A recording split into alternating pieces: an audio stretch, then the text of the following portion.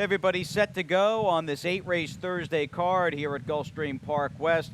Just got the word that all turf races will be run over the main track. Listed as fast currently. Some work being done on the upper right portion of your screen, and we continue on as the month of November and this first full week in November continues to unfold in Miami Gardens. Ron Nicoletti, Jason Blewett, glad you're with us as Breeders' Cup week here in South Florida rolls full steam ahead. And I think, Ronnie, probably a case of being a little bit proactive with the surface switch. Rain is in the forecast. We'll keep our fingers crossed regarding that. But if they had to come off, you'd rather it be 50 minutes out from the first race as opposed to once the day's already started. Yeah, you know, and they're probably thinking about the two nice stakes races we have on Saturday on the grass. So we'll see how things play out the rest of the afternoon. We just found out about that, so we'll try and do our best here in the with our selections until we get a chance to look at the main track ones. But we still got some good races on the card. Absolutely, and our enthusiasm won't be tempered here, or we'll just go into this thing with a good mood, that is, and why not, considering it is Breeders' Cup week and the Breeders' Cup Championship Series gets underway tomorrow. Handful of races on that Keeneland Friday card, and the 2-year-old races, in fact. I know it's dubbed Future Star Friday. You've got, obviously, the Juvenile and the Juvenile Fillies being the two marquee traditional races on that Friday offering, and a big field. You've got 14 to choose from, Ronnie, in the Juvie, with everybody gunning for the unbeaten Jackie's Warrior, who I don't know about your opinion on him. I've gotten vibes of an Uncle Mo or a Nyquist. He has been just so dominant in his races to date. Yeah, I mean, he's just been so incredibly 7-5 on the morning line. But you got 14 horses in the field, so we'll see how that plays out. I think the filly division might be a little easier to maybe handicap right. than this one. Well, certainly less horses. And, you know, the beauty about the juvenile fillies this year, I mean, the field is obviously half the size of the colt race, but I mean, you've got 4 unbeaten horses in this cast of 7, and I get kind of like, this is like an old-school Breeders' Cup juvenile fillies where you've got an unbeaten horse in Princess Noor for Baffert and Espinoza from Cali at 9-5. Day Out of the Office, who won down here at Gulfstream Park and then went 2 for 2 in New York for Tim Ham. She's unbeaten. And a couple of Kentucky horses like Simply Ravishing for Ken McPeak and Girl Daddy for Dale Romans, who have yet to taste defeat. This is a really solid juvenile fillies. I think one of the best fields we've had for this race in a number of years. Yeah, and we got a major route in here for Day Out of the Office. We claimed this horse because it broke its maiden here for Tim Ham, who spent the summer and fall down here in South Florida. So we own that horse, even though he won 2 races up in New York. So that's my rooting interest in 5-2. I had him last time at 5-2, and I got a nice payoff that day. Yeah, she was quite good. A filly by Into Mischief in the Grade 1 Frisette. And in fact, Day Out of the Office is part of the subject matter in today's pre-Breeders' Cup Twitter poll, trying to drum up some excitement and encourage people to not only wager here at Gulfstream Park West and with the First Bet app, but just get everybody in a Breeders' Cup frame of mind. And regarding this field, which we already kind of went through, it's just a really interesting race. And I know myself, I tend to be a homer. I was in New York. I am down here. I mean, Day Out of the Office is my route in the race. But are you thinking, Ronnie, is she your top pick at this point, even though Princess Noor is the favorite in this poll and will be favored when it's all said and done? Yeah, I've been really impressed with her performances, and I think she's going to be a little under the radar because of a horse like Princess Noor being in there. So Day at the Office, I think it's a good wager if you want to, start your day with maybe a little bit of a shot. I think this horse will probably end up maybe third choice, you think, Jason? I don't know. Yeah, we'll see. I guess it'll be close between her and the McPeak horse, Simply Ravishing, with Princess Noor favored. She could be co-second choice, third choice. I know they're both 5-2 on the morning line, Day Out of the Office and Simply Ravishing.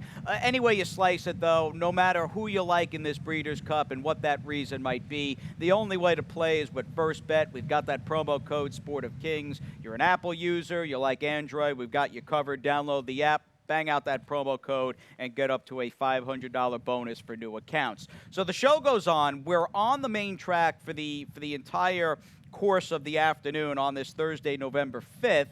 And this first race, just note, it was carded originally in a mile and a furlong on the turf. They moved it back to a mile on the grass, and it will be run. Thursday's first will go at a mile over the main track, so that's around 2 turns. And, I don't know about the 1-9 price. Seize the Hay won't be that short when it's all said and done. He is going to be, though, a big favorite here as Todd Pletcher looks to get that 5,000th win. And bear in mind, everybody, Ronnie and I, again, just got the word we're off the turf. So we're going to do these turf races on the fly and improvise a little bit. I would imagine, again, Seize the Hay, the horse to beat, but the 10-tone feeling's going to take some money here and does look okay on the main track. Yeah, that's what you got to do now that they moved to the main track. And we'll see if Todd, the scratches, if he's going to keep this horse in. I think he would. Yeah, Tone Feeling ran really nice on that sealed sloppy track 2 back. And what about a first-time starter from Mike Maker for Derby Code? Here's a first-time starter. Maybe he takes to the dirt and wins it at first asking. Second race scheduled for the main, 5 furlongs. Quick one here, 2-year-old 12-5 maiden claimer. There is a little bit of guesswork, not a ton of form to sink your teeth into in this race, but as far as prior races go, I'm pretty bullish in a spot like this on the number 5 Mindship Q, who just returns with a number of variables that I like this afternoon with the horse who's already winless in 4 starts. First things first, let's go back to this horse's last start. And I wanted to pull the race because he's getting a big rider change to Angel Leroy. I wanted to pull from this point down the backstretch where he just wound up. It was like a game of chicken between the rider of the 4, which is Mindship Q, and the rider of the 6. And clearly, jockey on the 4 opted to not press the issue and opted to give up that spot down towards the inside. And that inevitably caused a chain reaction into the far turn when those horses bounced over to their left lead. And it was a case of him getting bounced around in tight. He got shuffled a little bit and wound up in a pretty taxing spot, I think, all things considered, for a lower level 2-year-old maiden claimer. He'll now shift off the rail and he'll chase to no avail Gigi Conquest in this race. And I thought, again, all things considered, this was a horse who had a sneaky tough trip, and despite the fact that he is winless in 4 starts and there are some firsters in the race, I really like the rider change this afternoon, a jockey Angel Arroyo, and as we see Gigi Conquest run away and hide, this wound up being a day where we ran 5 on the dirt with 3 inside speed pulling wire-to-wire winners. This horse a bet back for me, getting Mr. Arroyo. Yeah, I went with the 4 in here. You got a little further down. Your Ticket Royal meeting is dropping to the 12.5 level today and cutting back to the 5/8 of a mile this afternoon. Chase the pace and weekend to finish third behind aforementioned next out winner Gigi Conquest in a 16 maiden sprint going 6 across town. Fernando Abreu, he's got Paco Lopez in the saddle.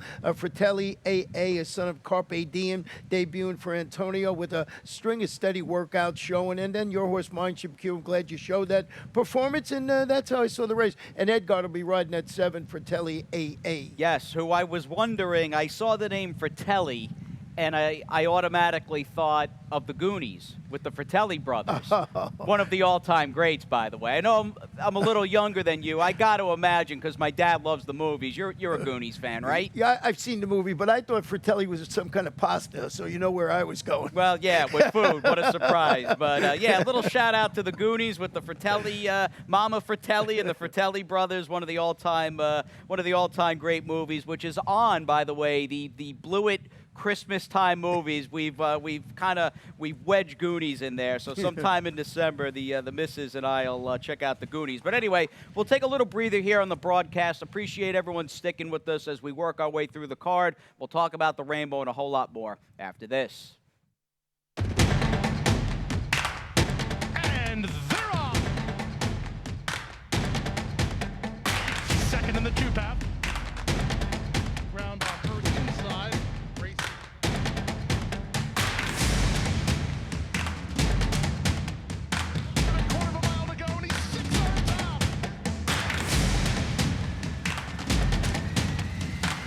Last of the 12 as they roll into the backstretch.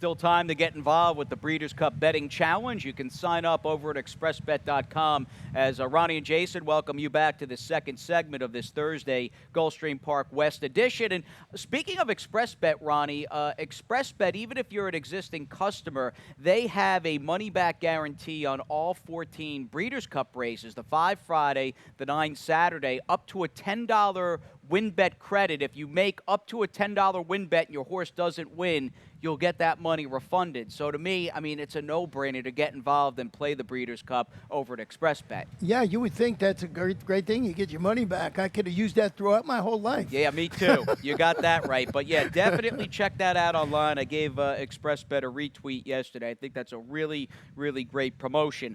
We'll start the Rainbow Six with a quick reminder beforehand that tomorrow, after all, speaking of Breeders' Cup Friday, we've got another round of the Stronach 5. You got the 12% takeout. Bi-coastal sequence with 2 races from Gulfstream Park West, 2 from Laurel, and that middle leg, if you will, from Golden Gate Fields. We've also, Ronnie, got a 10-race card here Saturday afternoon. That'll be Breeders' Cup Day and a couple of stakes, which both, by the way, I know you did the card like I did this morning.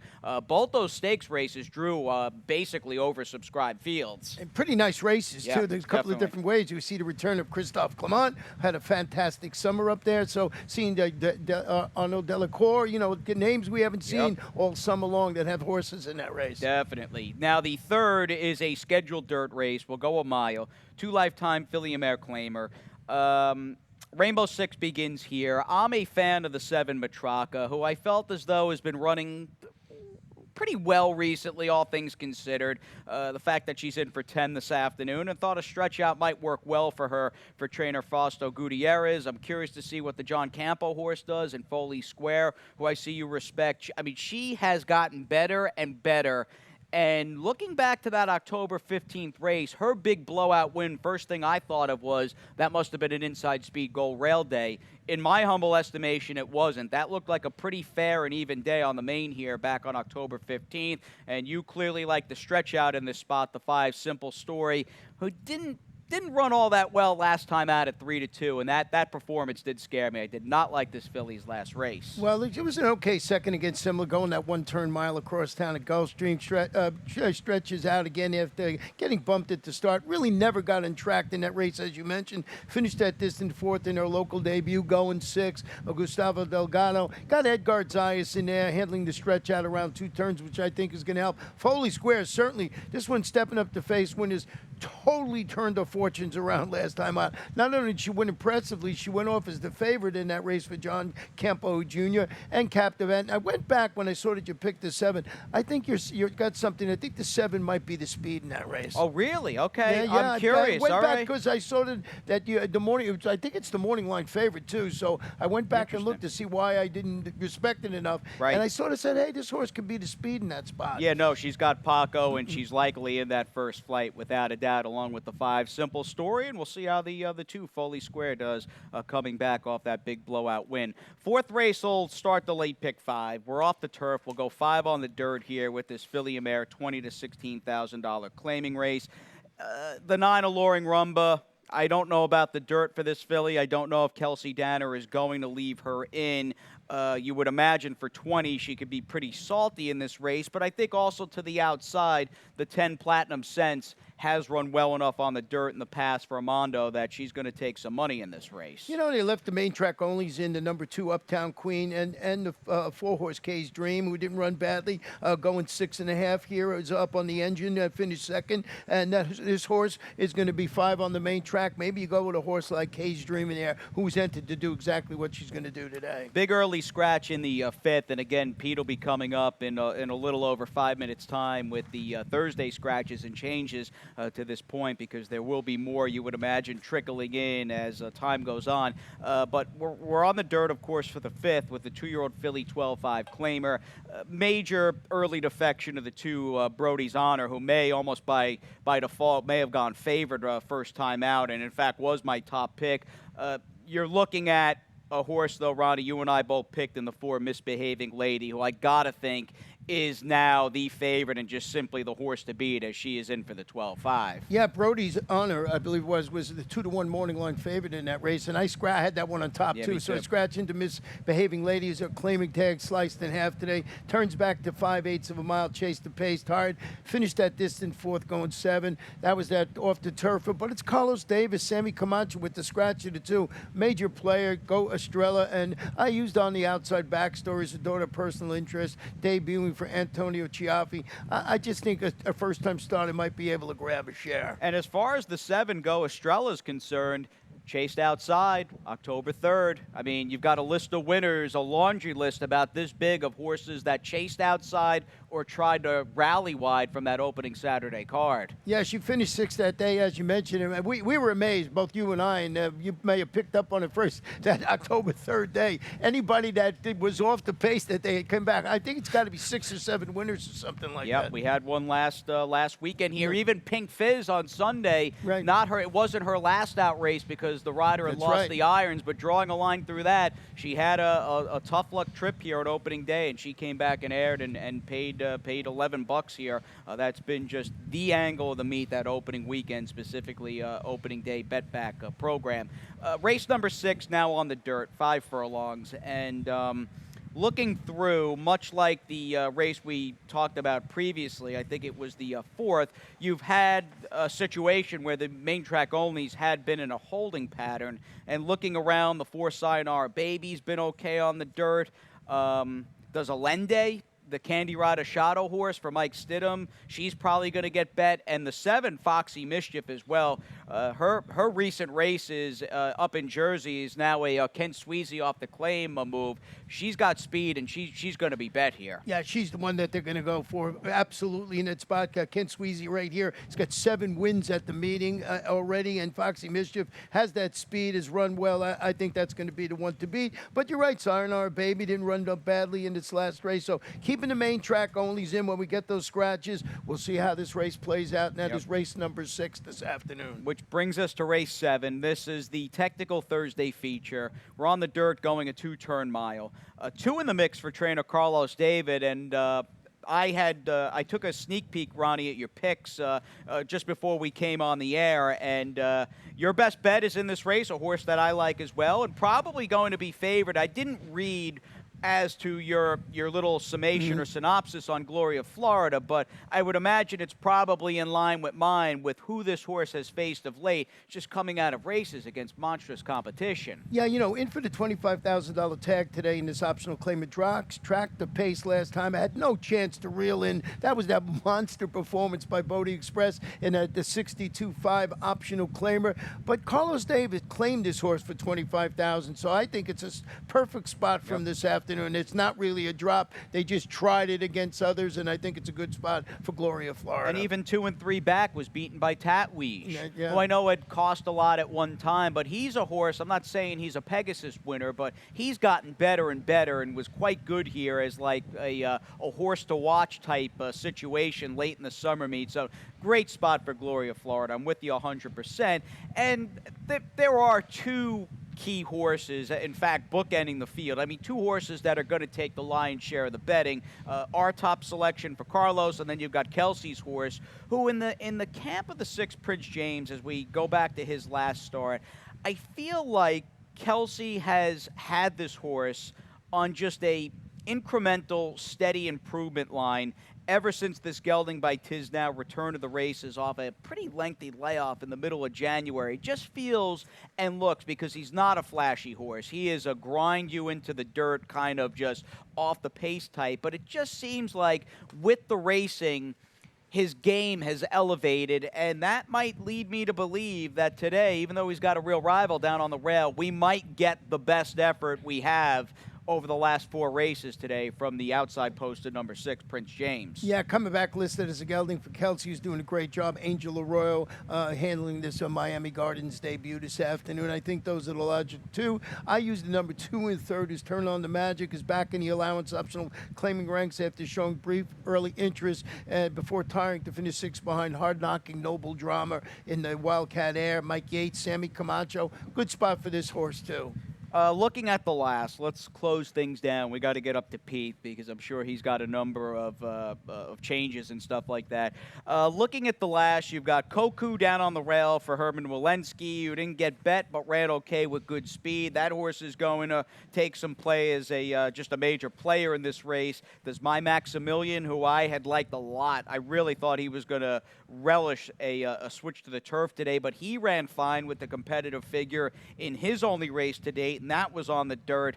I see you're on the outside with the 11, Jump Back Jack, who's run fine on the dirt to date. I thought he might move up being a summer front on the turf, but his dirt form does make him, to date, just a big player in this race. Well, it's funny because he was my long shot on the turf for the reason you mentioned, being son of summer front by Warfront. I thought 8-1 with Dennis Ward. He's actually run way better on the dirt today, so I think he might end up being one of the favorites in that race. Yeah, I think you're right. We'll take a little breather. We'll get the scratches and changes alongside all of you with our man upstairs, the one, the only, Pete Aiello.